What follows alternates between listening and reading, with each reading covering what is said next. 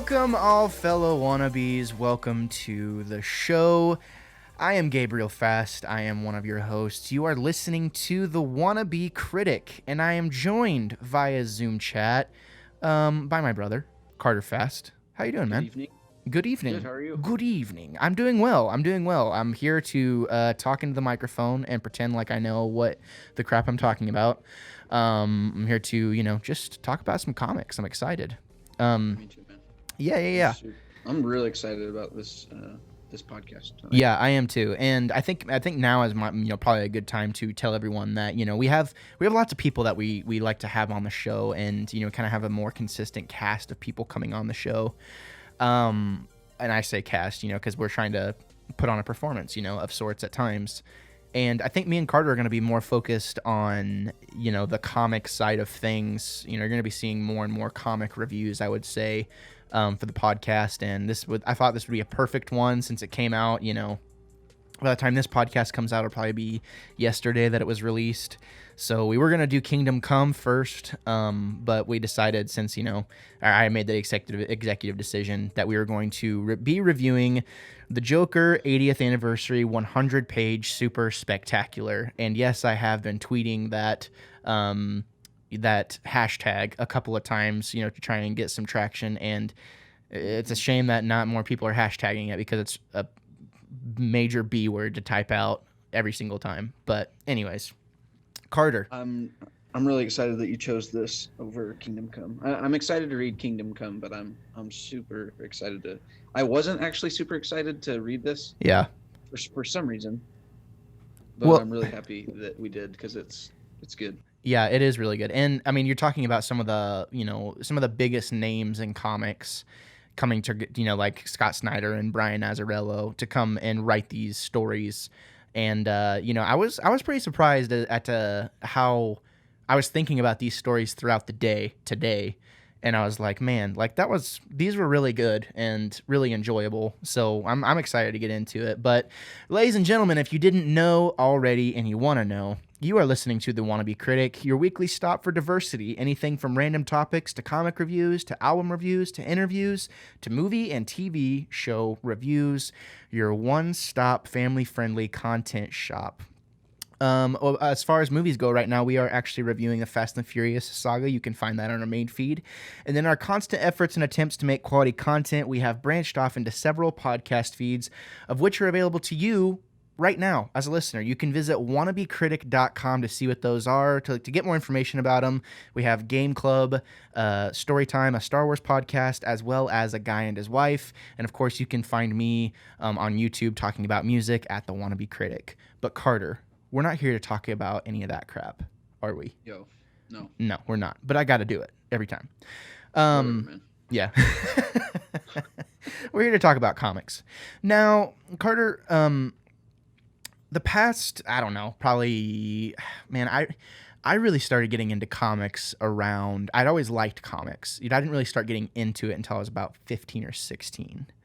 Really kind of started seeing the art of it and really kind of experiencing that storytelling medium for the first time ever, because around that time I wasn't really into the comic book movie craze. Of course, I loved The Dark Knight and I loved, the Batman stuff, but I wasn't really reading comics. And to my knowledge, you weren't really either, right?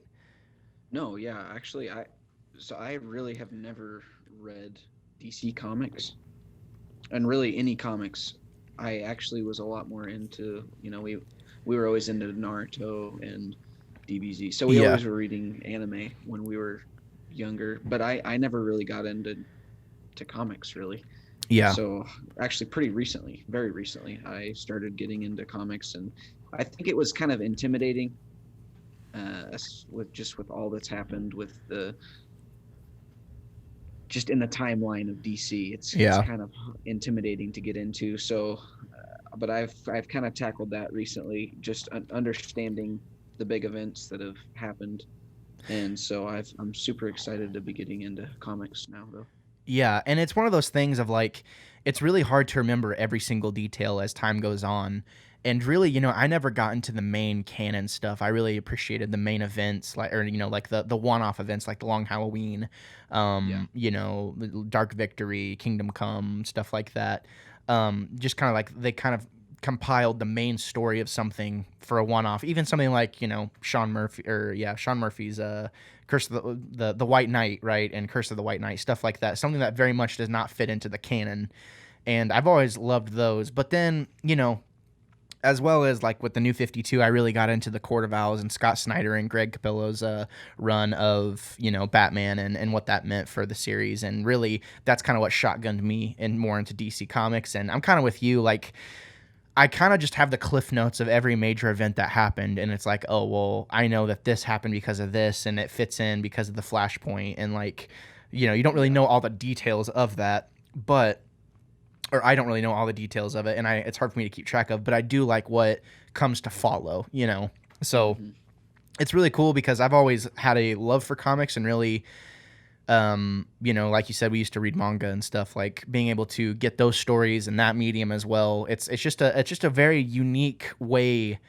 to get a story because, whenever you read a book, you have to use your imagination, but whenever you read a comic book, like you see someone else's imagination kind of come to life, and it's just a really cool medium, to be able to do that. So I'm glad you're getting into it, and I've really enjoyed our conversations we've had off mic about comic books. But really, the reason I got drawn to this comic book is because it's about a month ago, right? And I'm listening to Kind of Funny, and Greg Miller talks about how he is going to be involved in a project for DC. And whoa, lights went off. Did your lights go off? Did something happen? I think I closed a window and I think it was Oh, okay, gotcha. Well, you got dirt. You got dirt on your camera now, so that's you do whatever you want. You do you, boo boo. I'm sorry. There you go. Nice and clean. Nice and clean. So he's talking about how him and Gary Whitta, which Gary Whitta wrote, worked on some Walking Dead stuff, as well as wrote Rogue One and the Book of Eli. So he definitely has made his mark kind of on Hollywood as a writer. They were able to do this joint effort and write a story for this 100-page spectacular, which features 1, 2, 3, 4, 5, 6, 7, 8, 9, 10. 10 stories. So that, I guess 10 stories at around 10 pages each. And I thought it would be a really good opportunity, to kind of talk about us launching our comic review project of sorts, and by reviewing this comic book. And I thought it was a perfect thing because I think I've talked about it before on the podcast. Like, I think Joker is a really complex character, and I think these stories really showcase that about why he is a complex character, because you have everyone's different takes on him and his kind of persona and like his mentality. And I felt like each of these stories kind of perfectly represented slivers of the Joker's personality, of what I interpret the Joker's personality to be. What is that kind of what you got too out of it? Yeah, I think that's perfect what you said, because like, I think if I asked you what you think of when you think of the Joker, probably what you would say is something way different than what I would say. Yeah. I mean, Heath Ledger's Joker is way different than Jack Nicholson's Joker. Or even Joaquin Phoenix. I mean, yeah, they're all so different. Yeah. And just him as a character, it's more of an idea than a character, and I think that's what makes him so special. I mean, yeah, I agree with that. He's a terrible person, but also like he's so. It's almost like relatable and likable. Yeah, it's really weird, and it has been like said. Your inner self. Yeah, like really, and why? Or you're laughing at a panel, and you're like, why am I laughing at this? Like, this is horrible, And that just, it is very much. He is the face of mankind in a nutshell, saying, I know what you are, and it's hilarious that you think you're not this thing. Yeah. And like the fact that we as comic book readers, we read this thing and we think to ourselves, oh my God, that's horrible. And then to ourselves, I'm like, well, why am I relating? Why do I understand that he thinks that this is funny? Like, why am I not like 100% repulsed by this? Like, why am I kind of vibing with this? And I feel like that's kind of what the Joker has always done for me, even at a young age, even after have you ever read The Killing Joke? No, not yet. Oh man, like I'm seeing lots of Killing Joke isms. You can definitely tell that people who have read The Killing Joke that wrote wrote these stories kind of have a love of that comic because it definitely shows its face here in this book. But this is a book all about the Joker, and of course DC takes an opportunity to announce or to kind of talk about or kind of, I guess, sprinkle in a little bit of the big Joker War event that's going to be going on here in about a month or so. And yeah, I think that was probably a good move, because a lot of people are going to be reading this. But without in Rebirth, there's going to be a Joker War. Yeah, so in Batman number 95, Joker is going to be the first. Is going to be the first issue of the Joker War is what's going to be going on. So, and that's kind of what the punchline. Is Dark Knight's Metal, is that over already? Oh yeah, that's been over for a long time. Oh, okay. But Death Metal is going to be taking off. Okay, so the story's still going. Yeah, I think Death Metal is a continuation of Metal, if I'm not mistaken. Okay. So cool. Definitely be on the lookout for that, ladies and gentlemen. But yeah, cool. So let's kind of get into each story and kind of talk about our high points, and like I said before, I was listening to Kind of Funny, and I'm a big Greg Miller fan in general. I think I'll never forget, like, a 15-year-old me was just now learning about PAX and all this other stuff, and I had this blog and tweeted at Greg Miller, and I was like, hey man, can I get an interview? Like, I'll just email you some. I was like, hey, can I get an interview? And he tweeted me back, and he was like, well, do you go to industry shows? And for that split second, like, he might have thought that I was in some sort, he might have thought that I was in the industry or like some sort of professional or something, and didn't, just kind of took it at face value and just was like, well, do you go to industry shows? Like, let's make this happen. And of course, me being 15 or 16, I'm like, well, no, but like, I could email you some questions, but he didn't have time for that type thing, right? So ever since then, I kind of followed his content journey, and of course, Kind of Funny is one of the biggest platforms out there in a lot of ways, and or not the biggest, but one of the biggest, like, geek culture podcasts. So seeing him be able to tell a story about something that he's obviously passionate about and I'm obviously passionate about, it was kind of cool to be able to see him and Gary Whitta make their mark, as well as appreciating a lot of other Joker stories in this book. So the first story that we have is written by Scott Snyder, which, of course, Scott Snyder wrote, the New 52 as well as Dark Knight's Metal. And I don't know who the artist is, don't know who the colors are, none of the letters, whatever, but it's just called Scars.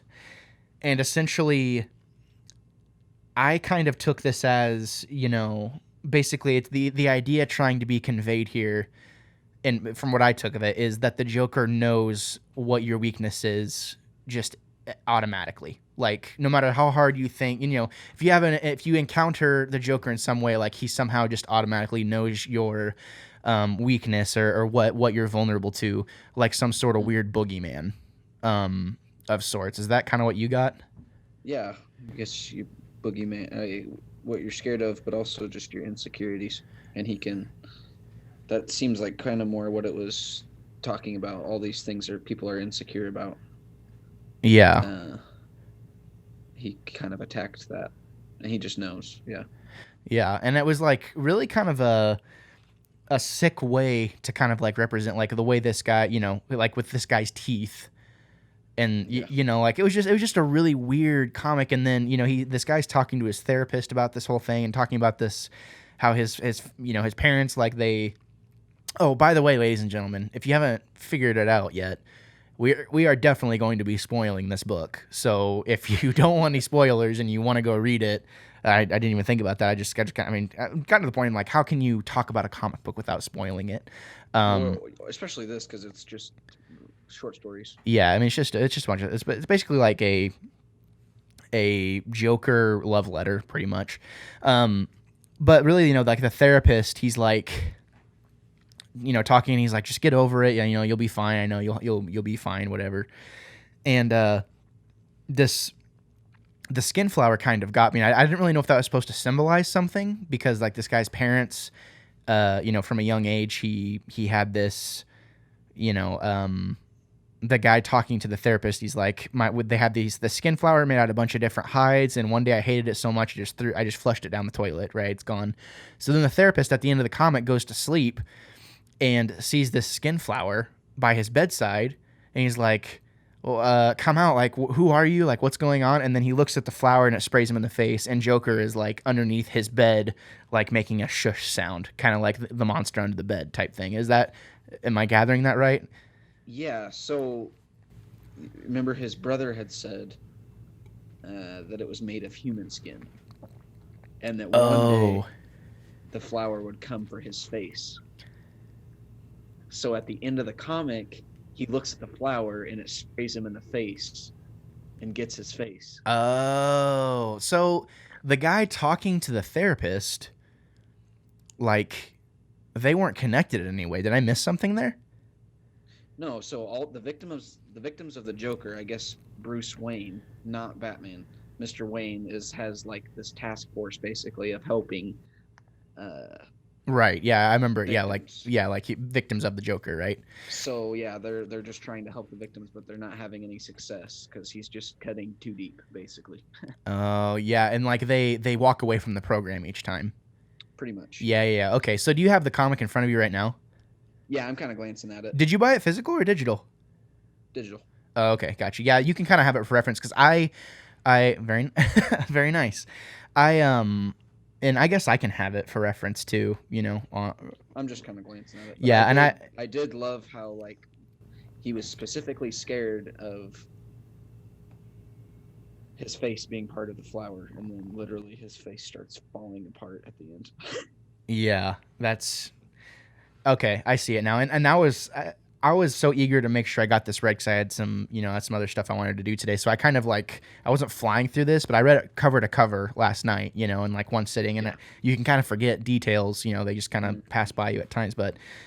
Yeah, and it's kind of a gruesome scene there. Like the acid sprays him in the face, and we don't see like a super duper gory depiction, Yeah. but I it's wouldn't say this is like a super child friendly comic no, book no, no, either. no, no. This is definitely It's there's some slightly more comical. mature. Yeah, it's definitely not for kids. But it is unsettling. It I don't know. I feel like it kind of this whole panel, these few panels, like the last 2 or 3 pages, really remind me of The Dark Knight. Whenever the plans of kind of like the law enforcement just kind of all start falling apart. Like the judge, she gets in her car and he's like, these guys give something to her and they're like, this is where you're going, and she opens it and it just says up, and then her car explodes. And then also like the judge, remember, he's like, man, I've had a hard time, like I need a drink.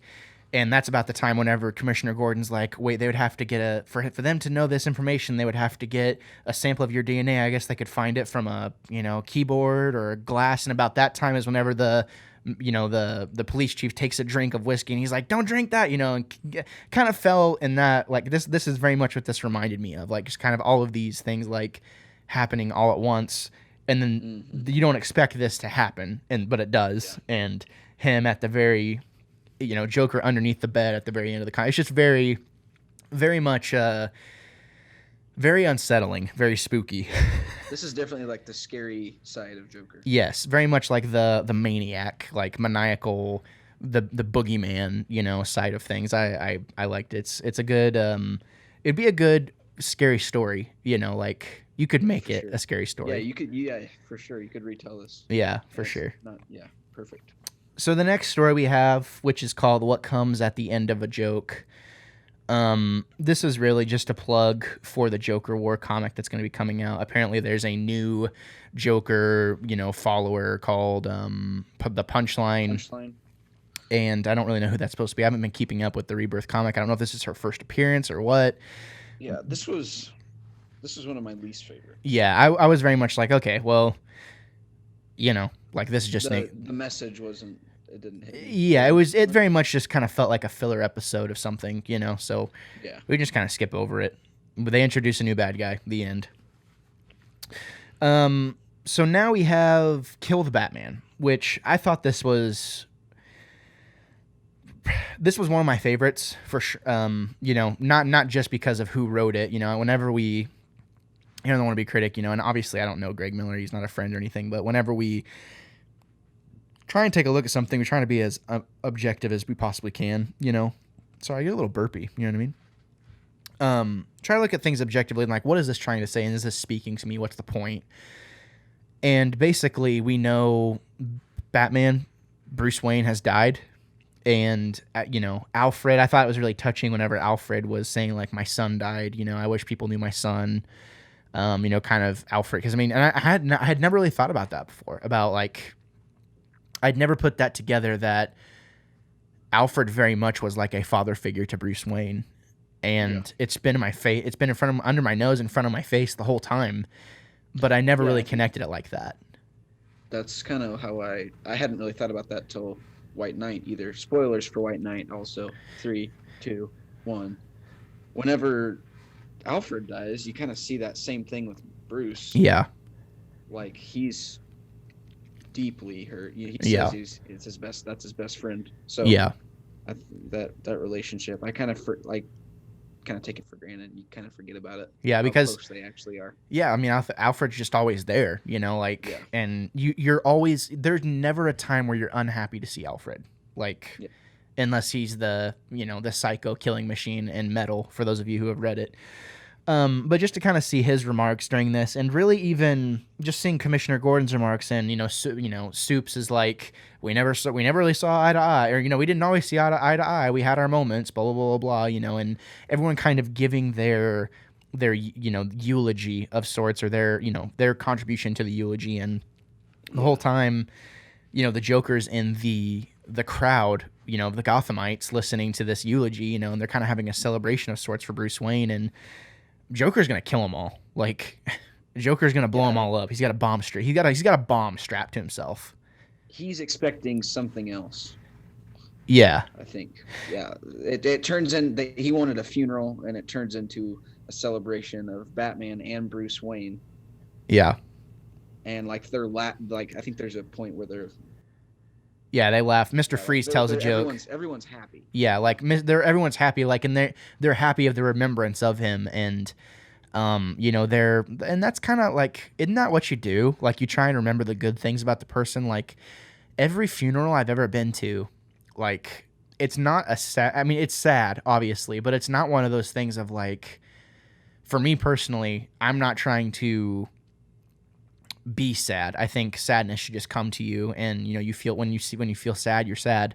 But I feel like in the moment, you're trying to just remember the good things, and usually the person giving, speaking on behalf of the person giving the eulogy is like, he was a great person, and you're trying to find all these good things about him, and a lot of times I've laughed during a lot of funerals because of it's like, oh, you remember whenever so-and-so did this thing? And, everyone there who is deeply connected with that person will laugh, or should laugh.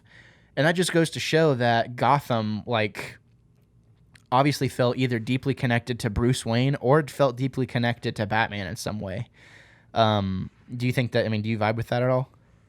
Yeah, I do. I think, for some reason, this was reminding me of, like, just kind of what's going on. I mean, we've been dealing with a lot of crazy things, but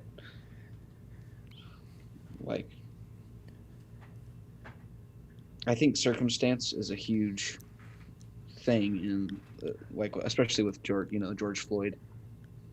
The way that people are reacting to his death is very not unique, but it's nothing like this. Like, yeah, there's a lot going on, and so I that's kind of how I thought this comic, or how I thought this was going to go.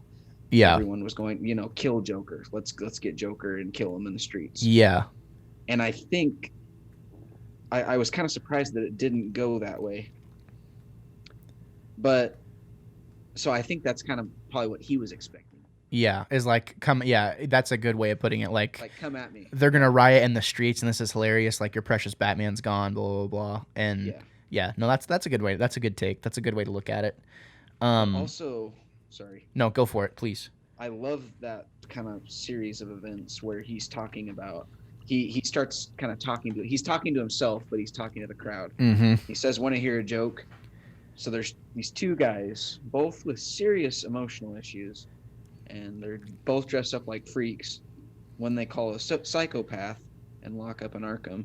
and the other one is your hero, Yeah. and you praise him. So, and but they're both the same, and that's kind of what a lot of the, I guess, the offshoots, not part of canon, they address that a lot. It seems like Oh it's yeah. like Batman and Joker are the same. Yeah. No, totally. And I think even the comic after this kind of gets into that a little bit, into that a Yeah, little bit as well. And like whenever you have a tale as old as time, it seems like with Batman and Joker, it's like, yeah, it's hard for one to really kind of be in their prime existing without the other one. And I think even White Knight like sheds a lot of light on that too as well. Like they're and kind of twists it in a different way, of kind of that relationship. And yeah, absolutely. Like they're pretty much, they are kind of one and the same in a lot of ways. Um, yeah, just on kind of opposite, they think what they're doing is good. hmm But I liked seeing Joker's kind of like vulnerable side here in this comic because this is the only time we really see it in the whole book. yeah, And it's for sure there. He's a human being, and like seeing him realize when he takes his hat off, that's whenever it kind of hit me a little bit of how much these characters mean to other people. And I could see Joker reacting in that moment in a way kind of like that a little bit. I mean, what did you think whenever you got to that moment? He realizes like, oh, wait a minute, like I it's need almost like Batman. it's almost like it didn't hit him that Batman was actually gone at first, and then in Yeah, that moment when people are laughing, instead of being sad and mad like what he thought was going to happen, he realizes like, oh, like he kind of realizes the finality of it a little bit. I mean, what did you think? yeah. No, yeah, that's how I felt too. Yeah, I don't know. It just was kind of I a wasn't expecting it, but yeah. It really kind of caught me off guard, and this is the beauty of comics. Whenever you have a page turner like this, and then we're kind of left at the end of it. He's like, "Well, what am I supposed to do?" I think this is what it reads. He goes, "What's the point of being the Clown Prince of Gotham if there's no fun? If there's no fun on it, who's supposed to challenge me? Gotham's finest, they're more crooked than I am. The alien Boy Scout, strong, fast, and dumb as a rock. Pass. Maybe it's time for a fresh start, a career change. But what else is what else is a fiendish, merciless, psychotic, cold-blooded maniac who only gets off on tormenting others supposed to do?" And that's the end of the panel, and you're not sure what's about to come next. And then the next page, he's working at the freaking DMV, no makeup. He's at the DMV like, "Oh, I'm sorry, this is the wrong form, sir. You'll have to go back to the end of the line again." And it's so funny. and what's funny is if you look in the top left of the panel, you see now serving 99. So you are that person, you're number 99. There's no telling how many more people are behind you now at this point. So I don't see that. it says now serving 99 at the top left.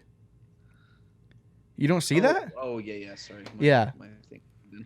And I don't know, for whatever reason, like it didn't hit me at first, and I kind of had to think about it. And this is like one of the most dry things I've ever read, but it's so true. Like what It else? took me a minute. I was like, wow, they're just straight up nailing DMV workers. Yeah. And And like, is there a hidden meaning? Nope. no, not really at all. Just like it's almost it's the joke. And you shouldn't have to explain the joke, but it is kind of funny. It's like you feel like whoever is on the other side of that counter, and they tell you have to go back to the back of the line, or that's the wrong thing that you have. It does feel like they enjoy it whenever they tell you that they can't help you, And I don't know. I thought this was it was kind of I think it didn't really hit me at first because it was kind of shocking, and I was not expecting it at all, And it's like, I don't know. I just kind of felt like you have this super duper serious tone, and then all of a sudden it's like, nope. Like you wonder, yeah. I was not. I mean, it was like very like emotional for a second, and then it just turns around immediately on that last panel. Yeah. And Yeah. It's pretty funny. He's got the Batman I don't know. Mikey collects those little bobbleheads. I don't know what they're called, but he's got a Batman one to the right. Oh, I see that. The pop and then figure. the Yeah, and then it says you don't have to be crazy to work here, but it helps. And Yeah. it's just like Just so like I could imagine like a 60-year-old crazy woman sitting there with the exact same setup. yeah, exactly. It's just very it was good. It's funny because it works. Like just the joke works, and I enjoyed it. I have to say, just this whole book was probably one of the most enjoyable. It's very short. Like you can read it in 45 minutes an hour, but it's one of the most enjoyable books I've ever read. I have to agree with you. Especially because you don't really know What you're getting into. what you're going to be getting yourself into. And I'm going to turn up my brightness here a little bit. You don't really know what you're getting yourself into, and I think there's a couple of stories that are kind of not throwaway, but just not really as good as some of the deeper stuff that really makes you think, or kind of like the spooky, scary story side of things. But like for instance, this next one after Kill the Batman, where Yeah, let's do it. yeah, like, and I agree with you. Like this is the next one's Dev Corpse. Yeah, Dovecore. That's what I said after Kill the Batman is Dovecore. Oh, okay. This is like the best $10 I think I've ever spent on a comic book, and I probably will. I think I am going to buy it physical to add it to my physical collection because I enjoy it so much. Yeah, I want to buy it physical too. And there's like 20 or 30 different covers that you can get for this book.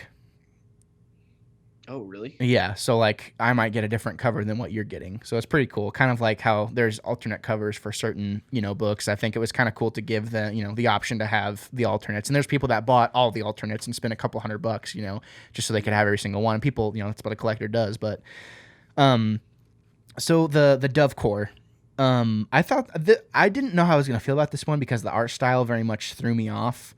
And basically the Cliff Notes version is they get Joker set up in his, kind of dressed up in his Killing Joke attire whenever he attacks Barbara Gordon, which is, it's a very, and kind of throws it back to that art style. It's a very menacing look for the Joker because you have an image in your mind of tourist or, somebody who is very non-threatening. I don't know. It's a very non-threatening way about him whenever you see the type of clothes that he's on. But if you've read that comic and you know what he does to Barbara Gordon, this immediately triggered me as like, oh, something bad is going to happen. But maybe it won't. I don't know, because the whole time he's like, man, I don't know, this whole villain, this whole super villain thing, I don't know if it's for me. Maybe we should try something else out. Maybe I'll do something and I won't kill people, right?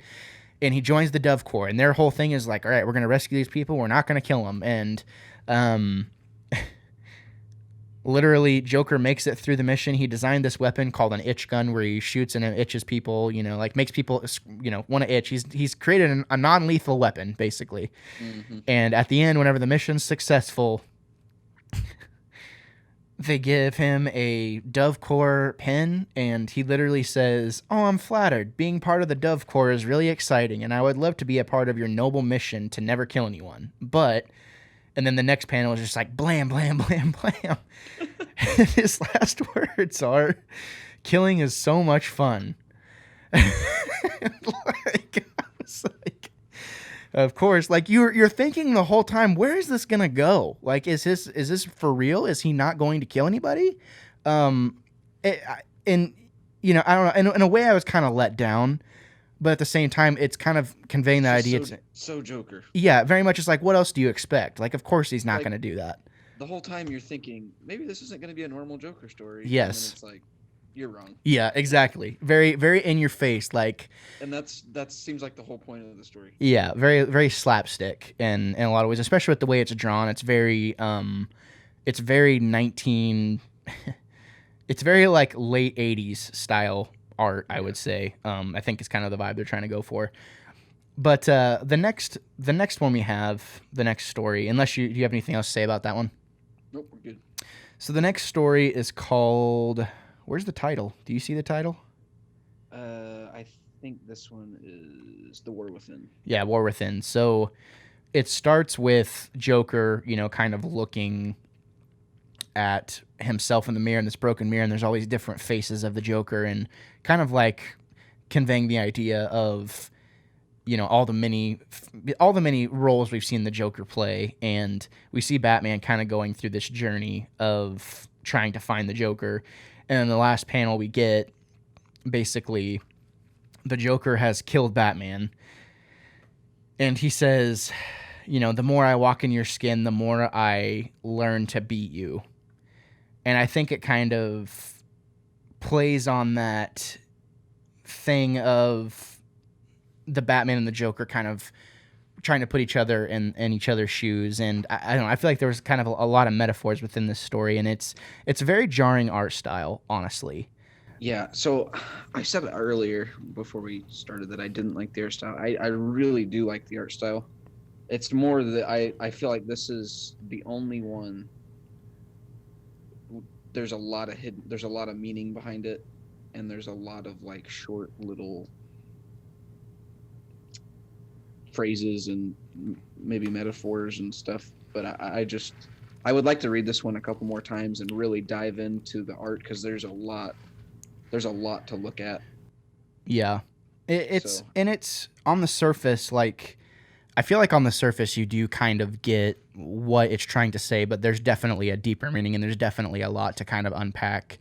So, it's kind of, I feel like it could even be on the same level as what, Kill the Batman has in it. But at the same time, it's kind of not unreadable. It's just, it's very, I don't want to say messy, because that's not the right word. It's just a very jarring comic, because it's just like, I don't know. You guys should just check it out. It's hard to follow. It's hard. It's really cool. It's fun to.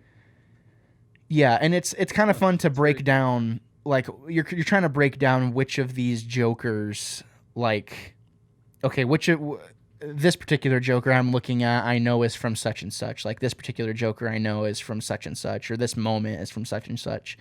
Like, there's a couple of moments, like the Scott Snyder Joker, where he's hanging upside down, and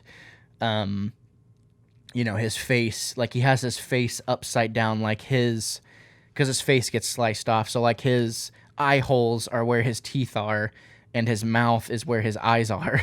And like, he's hanging upside down, so like his face that he has stolen back, he's sewn on, like he's put on backwards, and just things, strange things all throughout. And like, I didn't even notice that. Yeah, and see, there's a lot of things I think like hardcore Joker fans will probably notice that maybe someone like us, like I am a Joker fan. I don't know every single thing about the Joker, obviously, so I feel like that's a definitely it's just a good all around comic. But I don't really have time to. We don't really have time to unpack every little detail about this particular story. So, is there anything you wanted to say about this one? No, I do want to dive. I'm gonna have to dive into it a little bit more. Yeah. But for now, it's cool. I like it a lot. I do like the art style. So. Yeah, it's pretty dope. Moving on to one of the funnier ones, or another one of my favorite ones.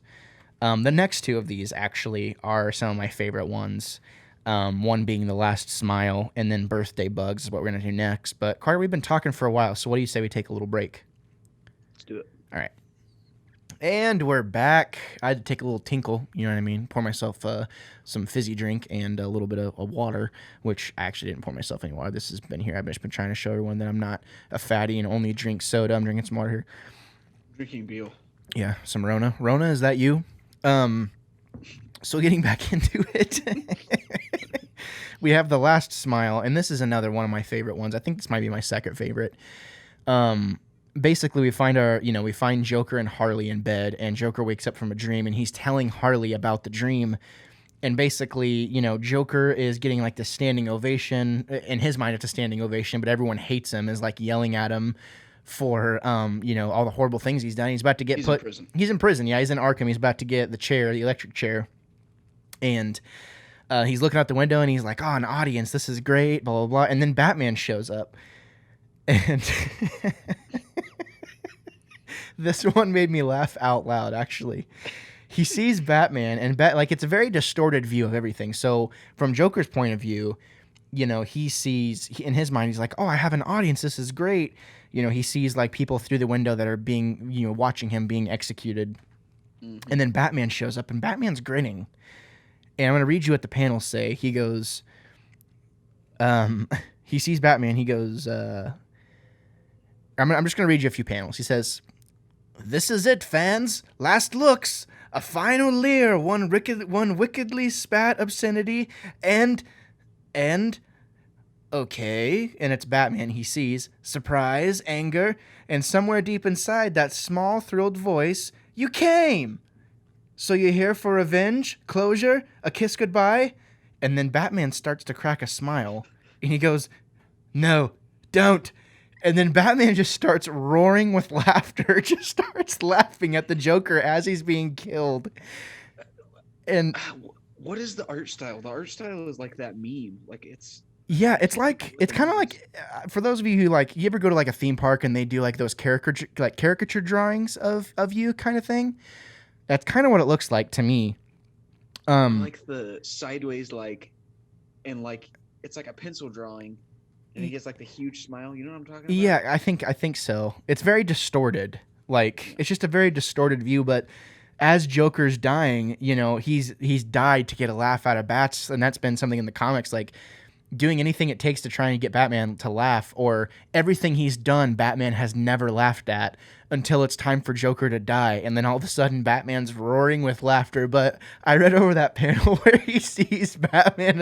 It reminds me of like when like you're going to the meeting or something like that, and somebody like you look at your buddy from the stage, or like for those of you who go to church, and like you see your friend from across the way, and like they crack a smile, and for whatever reason, like you're thinking to yourself, "Oh, don't start, like stop laugh, like don't laugh," and then that makes you laugh. That's what happened to me whenever I was reading this.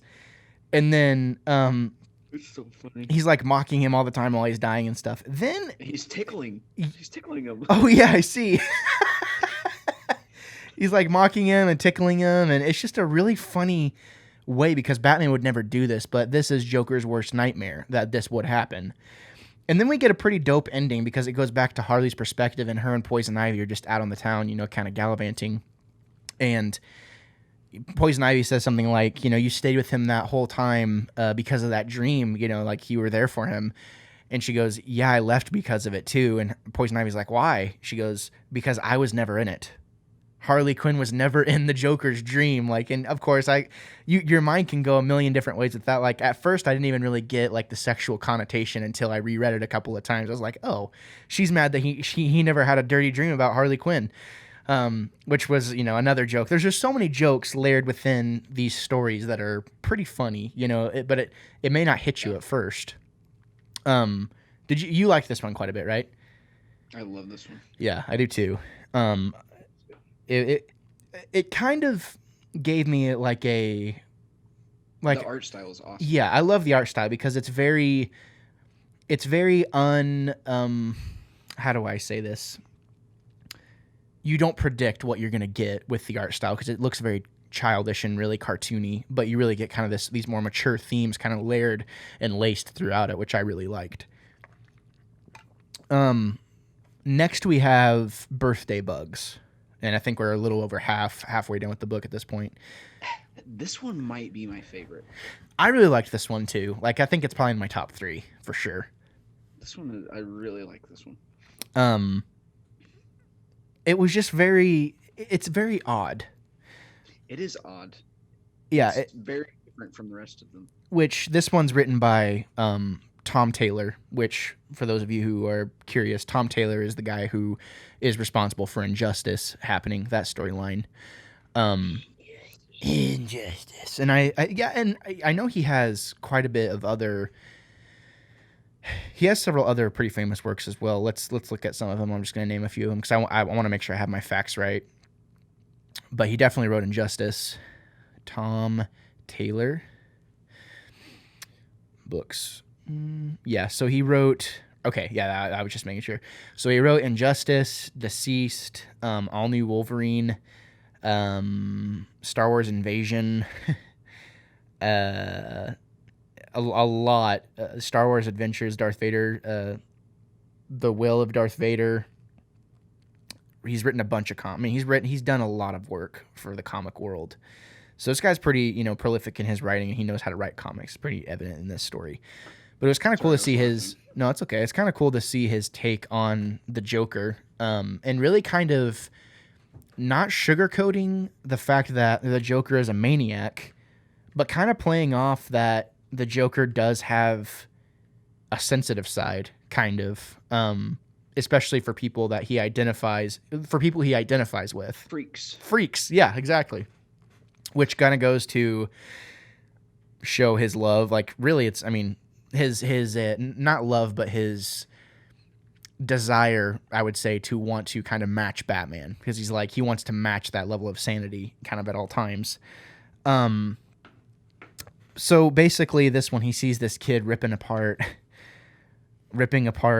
limbs off of a bug, a cricket. Well, why is he there? He's gonna go kill somebody. He's gonna go kill this guy's dad, or this kid's dad. Yeah, he's there to he goes and he sees this kid and he's like, "Oh, is your dad so and so?" And he's like, "Yeah." He goes, "Oh, well, what the heck are you doing with those bugs?" He's like, "Well, if you kill the bug, after you rip all of its limbs off, you can't play with it anymore."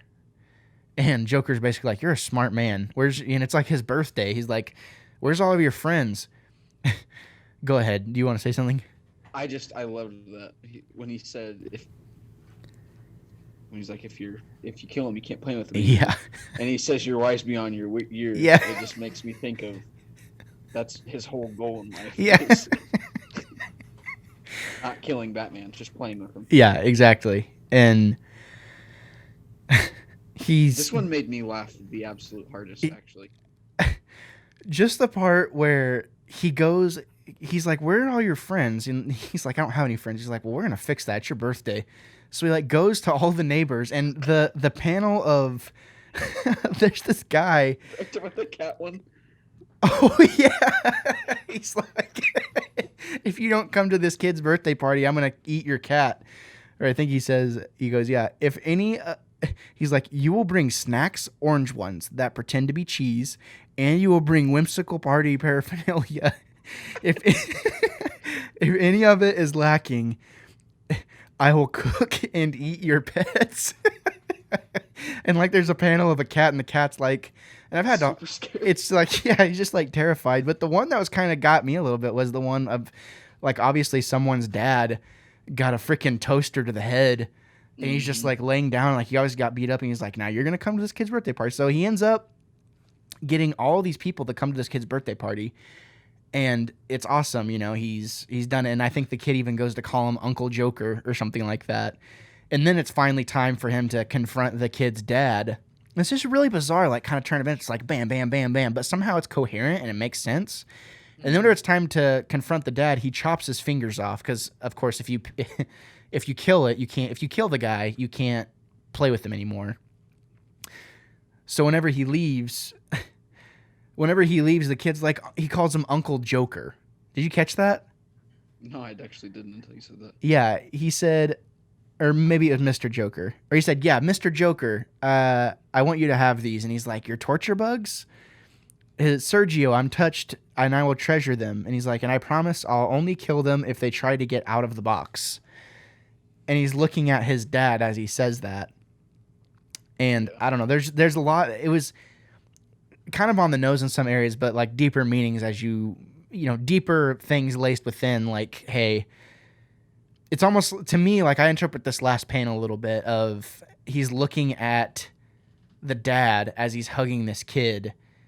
And he says, "I promise I will only kill them if they try to get out of the box," kind of saying like, hey, this kid trusts me now, apparently, so don't make me mad, because obviously you've seen what I can do. I hold all the power, basically, and I don't know. I just thought it was kind of a really subtle way of telling that narrative of don't mess with the Joker, you know what I mean? And I don't know. Did you want to say something else? No, I really liked this one. Yeah, I did too. It was it was like perfect length to tell the story. So it was really, really good craft shown in telling that story. The next one I liked quite a bit as well. This one was quite a bit darker. Yeah. Would you say this is the darkest one? Probably. It's definitely up there. because basically, there's this kid and he's not making any money. He's an intern, and the Joker has broken into this bank and he has all these people hostage and he has a crew with him. And this kid was like trying to be a hero basically and save, the hostages. It was a hostage situation. He's trying to save them. And Joker pretty much asks him, like, why would you do this? Like, this bank is like profiting, making billions of dollars off of debt, like stuff like that. And they're not really paying you anything. So why would you do anything? Why would you try and help them? And the kid says, I did it for the people. And Joker goes, oh, right in my soft spot. And he has a mask on at this point, but he takes his mask off and he basically says, what I like about heroes is eventually they become martyrs. And he looks like he's going to kill the kid. And you just hear blam, blam, blam, blam, blam. But the kid is still alive. Or it's a young man. It's not a kid. It's like a young man. Young man is still alive. And Joker just killed his entire squad. Whatever they were there to do and to, accomplish, he kills his entire squad of guys and just walks away. And this is what he says. He goes, not everyone gets a second chance at life. Really make the most of it this time. One of these days, I'll pass by to check on you. And to me, it was like that. How kind of BA. I was like, God. And this one, I was kind of like, yeah, it's a dark story. But I was like, God, the Joker is so freaking cool, and he has no method. He has no method to his madness. He's insane. That last panel, I couldn't like stop staring at his suit, and I was like, geez, I want his setup. Like, dude, so good. I I'm like, wow, he's really dapper right here. Yeah. I thought the exact same thing. I was getting like, it was like Spider-Man 3, Tobey Maguire. I was like nega John Wick a little bit. I was like, this is how kind of apropos, I guess, for the Joker to just kind of flip the entire plan on its head, and what you think he's there for, it can change on a whim. And he just, whatever he's there to do, there's nothing stopping him. No cops. He has the hostages. Yeah, why he's there doesn't matter. It doesn't matter. He just walks away from it. And I don't know. This one, I really, really liked this one because they're in one move, one subtlety. And it just goes to show, like, Joker, everyone thinks he's just kind of like this maniacal, like just laughing, babbling idiot. And in some comics he is, but in a lot of comics, he has a lot of depth to him as a character. And there's just this really weird mystique that kind of comes along with the Joker of, you cannot pinpoint. The greatest detective in the world cannot pinpoint what the Joker is going to do, and he hasn't been able to for 80 years. And I don't know, something like this kind of just makes me flash back to like talk about, White Knight, which if you've not read White Knight, we really should talk about White Knight on this podcast, honestly. Yeah, dude, let's do it. Especially after you finish Curse of the White Knight. Kind of compare and contrast the two. Mm-hmm. It kind of goes into this thing of you just have no idea what Joker is going to be. What you have no idea what his plan is. And I love that he's just so unpredictable in what he decides to do. You have anything else to say about that? Nope. Okay. I was just burping. Okay, you get a little burpy, huh? I get a little burpy.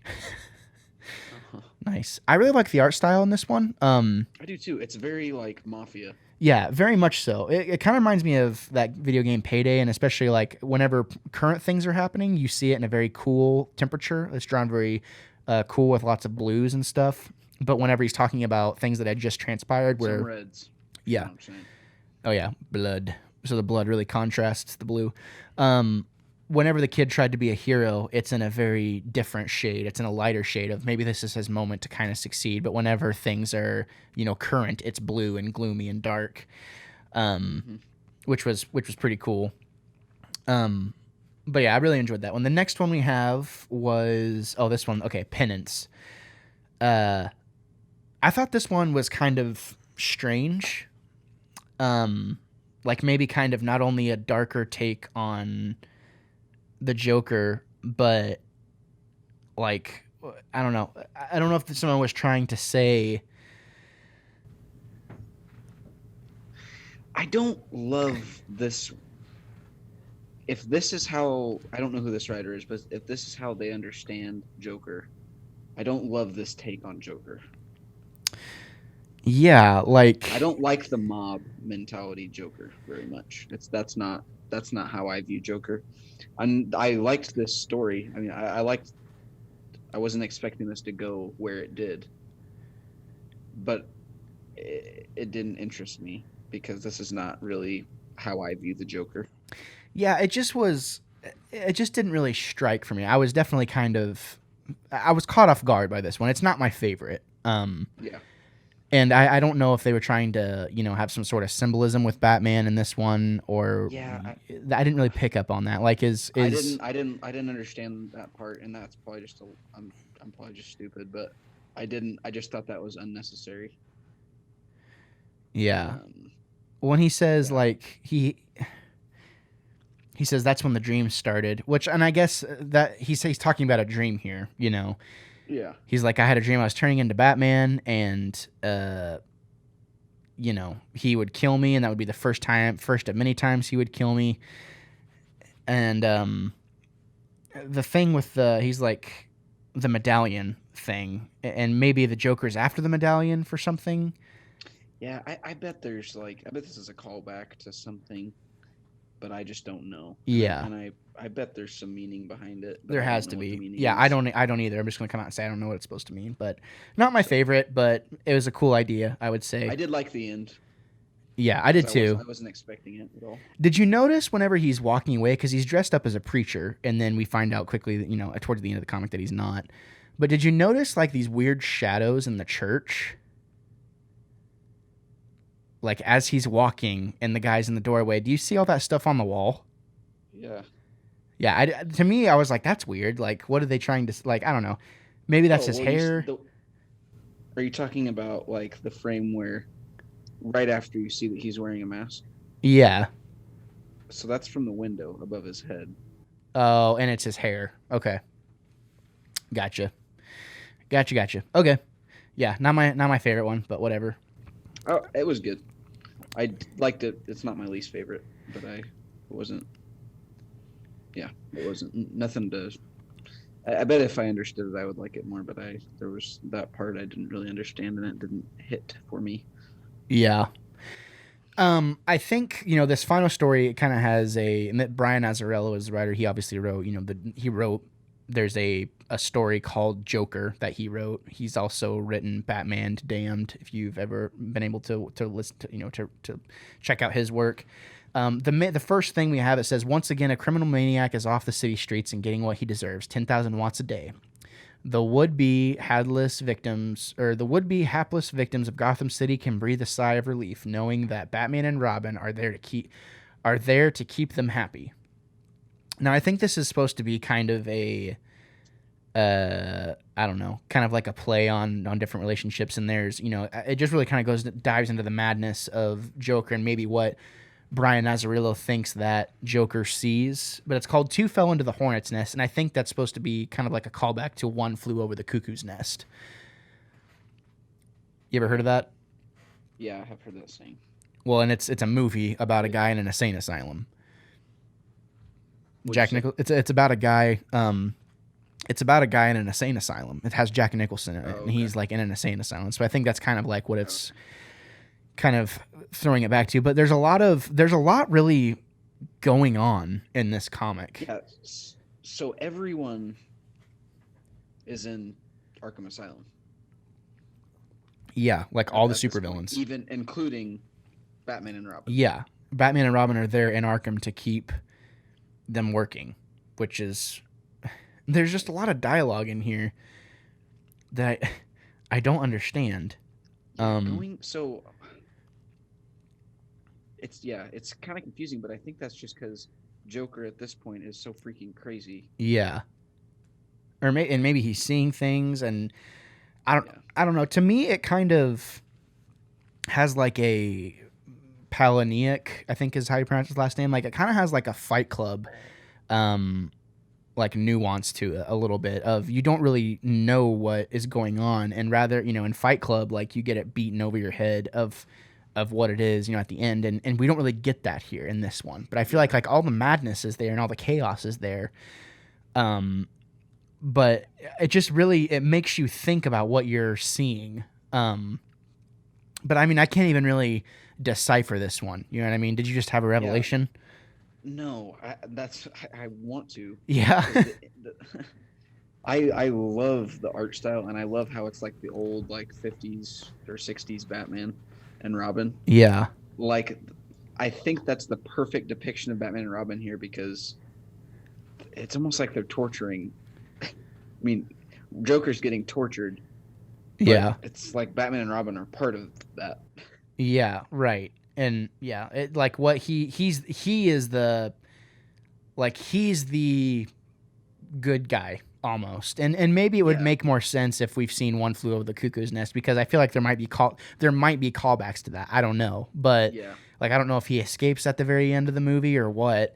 But yeah. Maybe the Superman is a reference to the movie because the thing I was most confused about was the symbolism of Superman being that statue. So that's probably something super obvious if you've seen that movie. yeah, and I mean and this is just speculation here. Like we have no idea. We're talking purely out of ignorance, but um yeah, I mean, it was a very weird read, and it was weird to have this one follow up the last one, where I kind of came hot off the heels of this one and how trying to decipher that one, and I'm like, okay, that was weird. Yeah. And then all of a sudden we get this even weirder one, and I think the whole point is Mhm. he's getting shocked, 10,000 watts a day to him. Maybe this is not supposed to make a ton of sense. I don't know. Like maybe what, and you kind of ask yourself, what is the point of Joker doing anything? Yeah. Um, but I enjoyed the art style. I thought it made me laugh. It just made me think like, what in the world am I seeing? Especially the part where he looks like he's a vegetable. Yeah. With the giant cut in his forehead. Now, if you look, uh, oh, he does. Never mind. So I this is just I love on page 96 right before that page. I love that shot of her like putting the glove on. Oh yeah, Harley Quinn. Is that Harley that one's Harley Quinn? I think so. I think it's supposed to be. I think that no, cuz if you look in the top that first panel on that page, you can see Harley Quinn. Oh yeah, yeah, yeah. You're right. You're right. This nurse, I just love the shadows and how she was drawn. Yeah, It looks really cool. it does. It's very the art style in this comic is really really good. Yeah. Yeah. Yeah, and that's it, folks. That's the whole book. We try, like obviously we're not going to go beat by beat and like play by play. Hopefully, you found some enjoyment in us talking about it. I couldn't stop turning. Like I could not wait to get to the next page. I thought all of these stories were really really good and really interesting. Sans like a few, like the punchline one with the Joker sidekick, basically. That one along with. Penance. And Penance was okay. Like Penance was actually entertaining to read, but the one Yeah. with all the jarring art styles and like Oh all the yeah, different, I think it's like Looking Within or whatever it was called. That one didn't really do anything for me, but overall, I thought this was a really good read, and I can't wait to get my hands on it physical. yeah. Maybe even a variant art style, but it's a cool book. It's a cool 80th anniversary book for the Joker. I think, you know, if you like Batman, I think you like the Joker, and vice versa. If you like the Joker, I think you like Batman. I feel like this did a really good job of kind of, I don't want to say honoring the Joker, but it kind of did the Joker justice in a lot of ways. And I really enjoyed the book. I think this is one that I will probably go back to every once in a while, to kind of brush up on and reread. Yeah. Very fun read. Yeah, a very fun read. Definitely worth adding to your collection. So, do we want to give this a score? I'm down. All right. What do you got? I haven't really thought about it. I probably should have told you. So I know. Go ahead. the problem is that there's two of the stories that I'm not super fond of Yeah. because I think some of these are absolutely 10 out of 10s. Yeah. So I'm going to give the book as a whole a 9 out of 10 because I think if you absolutely should buy it and read it. I think there's at least 3 of them that are 10 out of 10s. Yeah. So I think the book as a whole is a 9 out of 10 though. I think there are definitely parts of it that the entire thing can't be amazing, but I think the entire thing can be good. and I think the entire thing is good with certain parts of it being amazing. So I'm gonna go. I don't know why that's flashing. That's weird. I'm gonna go 9.5 out of 10, because it's almost there, but there's just a couple things that I'm not crazy about. But yeah, I think it's definitely, like I said, it's worth adding to your collection. It's a great book.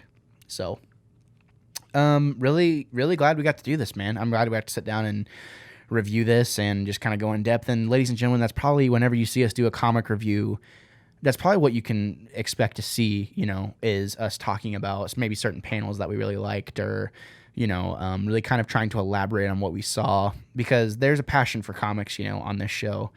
And we want to be able to talk about it, and we want you to be able to read the comic as well, and maybe even take the journey with us. So make sure you check out our website for content schedules as stuff comes out. We'll try and make sure we let you know plenty time ahead. That way you can be a part of the conversation with us. So that's about all I have, man. This was a really fun discussion. Do you have social media that you want people to be able to find you on, or would you rather them just find you here? Wannabe critic. That's where I will be.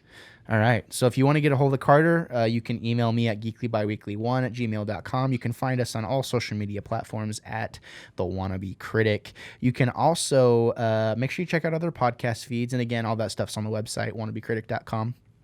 Not thewannabecritic.com, just wannabecritic.com.